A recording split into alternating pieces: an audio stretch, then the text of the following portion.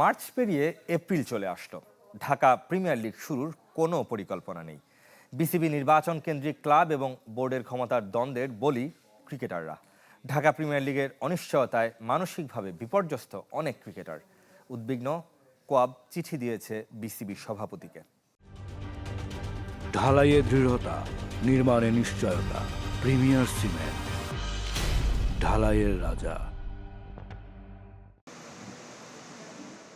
এই সময় ঢাকা প্রিমিয়ার লিগে ব্যস্ত থাকার কথা ছিল ক্রিকেটারদের, অথচ জাতীয় দল ও আশপাশে থাকা ক্রিকেটাররা কন্ডিশনিং ক্যাম্পে, বাকিরা ঘরে বসে কাটাচ্ছেন অলস সময়।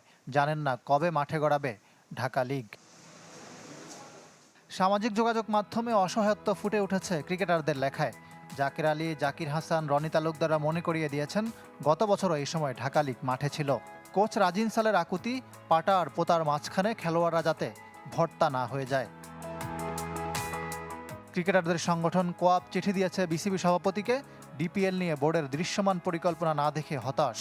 রুটি রুজির অবলম্বন ঢাকা লিগের অনিশ্চয়তায় অনেকে মানসিকভাবেও বিপর্যস্ত বলে বোর্ডকে জানিয়েছে কোয়াব। বিসিবি ক্লাব টানাপোড়েনে সহসা প্রিমিয়ার লিগ শুরুর সম্ভাবনা নেই। নির্বাচন কেন্দ্রিক ক্ষমতার দ্বন্দ্বের বলি ক্রিকেটাররা। আমিনুল ইসলামের বোর্ডের অধীনে কোনো ধরনের ক্রিকেট না খেলার সিদ্ধান্তে অনড় অধিকাংশ ক্লাব। অংশ নেননি প্রথম ও দ্বিতীয় বিভাগ ক্রিকেটে, প্রিমিয়ার আর তৃতীয় বিভাগও খেলবে না। 4 এপ্রিল তৃতীয় বিভাগ নিয়ে সভা হতে পারে, তবে 20 ক্লাবের 16টি বয়কট করবে থার্ড ডিভিশন। বোর্ডের সদিচ্ছা নিয়েও প্রশ্ন উঠছে। খোদ সিসিডিএম চেয়ারম্যান আদনান রহমান দেশের বাইরে বহুদিন। তিনি কবে ফিরবেন, আদৌ ফিরবেন কিনা কেউ জানে না। আপাতত তাই ক্রিকেটারদের নিয়ে ভাবার সময় নেই কারো। এক পক্ষ ক্ষমতা টিকিয়ে রাখা, আরেক পক্ষ ক্ষমতায় আসার চেষ্টায় ব্যস্ত। ইকরাম হোসাইন, চ্যানেল 24, ঢাকা।